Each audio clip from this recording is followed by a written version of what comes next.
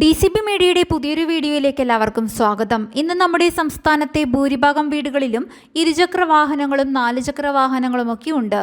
വാഹനമുള്ളവരും ഓടിക്കുന്നവരുമെല്ലാം അറിഞ്ഞിരിക്കേണ്ട വളരെ പ്രധാനപ്പെട്ട 4 അറിയിപ്പുകളാണ് കേന്ദ്ര സംസ്ഥാന സർക്കാർ മുന്നോട്ട് വയ്ക്കുന്നത്. ഇതിൻ്റെ കൂടുതൽ വിവരങ്ങളിലേക്ക് കടക്കുന്നതിന് മുൻപായി ചാനൽ ആദ്യമായി കാണുന്നവർ സബ്സ്ക്രൈബ് ചെയ്യുക. വീഡിയോ ഇഷ്ടമായാൽ ലൈക്ക് ചെയ്ത് സപ്പോർട്ട് കൂടി തരിക.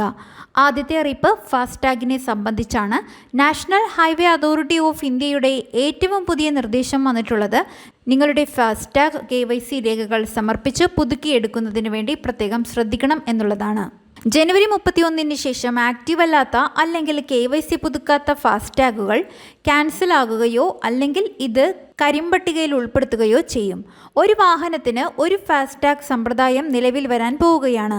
അതുകൊണ്ട് തന്നെ ഒരു ഫാസ്ടാഗ് ഒന്നിൽ കൂടുതൽ വാഹനങ്ങളിലേക്ക് ബന്ധിപ്പിക്കുവാൻ സാധിക്കാത്ത രീതിയിലുള്ള പദ്ധതി കൊണ്ടുവരുവാനാണ് കേന്ദ്ര സർക്കാർ പദ്ധതിയിടുന്നത്. ഇതിൻ്റെ ഭാഗമായാണ് ഒരു വാഹനം ഒരു ഫാസ്ടാഗ് പദ്ധതി. അതിനാൽ KYC പൂർത്തിയാക്കുവാൻ എല്ലാവരും പ്രത്യേകം ശ്രദ്ധിക്കണം. രണ്ടാമത്തെ അറിയിപ്പ്, നമ്മുടെ സംസ്ഥാനത്ത് വാഹനത്തിൻ്റെ RCയും മൊബൈൽ നമ്പറും ലിങ്ക് ചെയ്യാത്തവർ അല്ലെങ്കിൽ ആക്റ്റീവ് അല്ലാത്ത തെറ്റുവന്ന നിർജീവമായ നമ്പറുകൾ കൊടുത്തവരാണ് ഭൂരിഭാഗം പേരുമെന്നാണ് മോട്ടോർ വാഹന വകുപ്പിൻ്റെ വിശദീകരണം. 60% വരുന്ന വാഹനങ്ങൾക്ക് ഇത്തരത്തിലുള്ള ദുരവസ്ഥയുണ്ടെന്നാണ് റിപ്പോർട്ടുകൾ വന്നിരിക്കുന്നത്. വാഹനത്തിൻ്റെ RCയും മൊബൈൽ നമ്പറും ബന്ധിപ്പിക്കാത്തത് മൂലവും തെറ്റായ നമ്പർ ബന്ധിപ്പിച്ചത് മൂലവും നിർജീവമായ നമ്പർ ബന്ധിപ്പിച്ചത് മൂലവുമൊക്കെ വാഹനത്തിന് ഏതെങ്കിലും തരത്തിലുള്ള പിഴ വരുമ്പോൾ SMS വഴി അറിയുവാൻ സാധിക്കാത്ത അവസ്ഥയാണ്.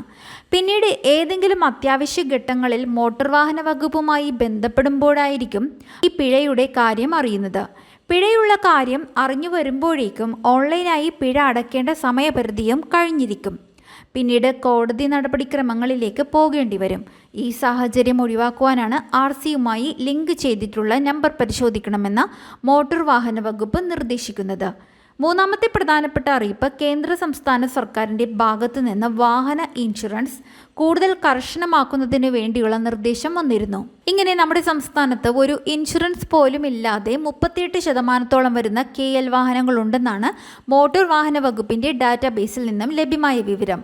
എല്ലാ മേഖലകളിലും പരിശോധന നടത്തുവാൻ സാധിക്കുന്നതിനാൽ ഇത്തരം വ്യക്തികളുടെ അഡ്രസ്സിൽ എത്തിച്ചേർന്ന് വാഹനം പിടിച്ചെടുക്കുക എന്ന കർശന നടപടി മോട്ടോർ വാഹന വകുപ്പ് സ്വീകരിക്കുന്നതായിരിക്കും. സർക്കാരിൻ്റെ അന്തിമ അനുമതിക്കായി പുതിയ നിയമം കാത്തിരിക്കുകയാണ്.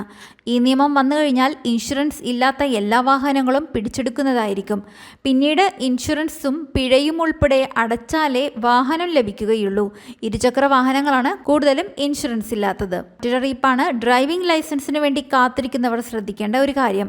പ്രധാന മാറ്റങ്ങൾ കൊണ്ടുവരാൻ പോവുകയാണ്. 10 അംഗ കമ്മീഷൻ നിർദ്ദേശിക്കുന്ന പുതിയ നിയമങ്ങളായിരിക്കും ഇനി മുതൽ കൊണ്ടുവരാൻ പോകുന്നത്. ലേണേഴ്സ് ടെസ്റ്റിൽ ഉൾപ്പെടെ 35 മാർക്കിൻ്റെ ചോദ്യങ്ങൾ ഉൾപ്പെടുന്ന രീതിയും വളവിൽ വാഹനങ്ങൾ കൈകാര്യം ചെയ്യുന്ന രീതി, സൈഡ് പാർക്കിംഗ്, റിവേഴ്സ് പാർക്കിംഗ് തുടങ്ങി റോഡ് ടെസ്റ്റിലും മാറ്റങ്ങൾ വരുന്നതായിരിക്കും. ഈ ഇൻഫോർമേഷൻ മറ്റുള്ളവർക്കും ഷെയർ ചെയ്യുക. പുതിയൊരു വീഡിയോയുമായി വീണ്ടും കാണാം.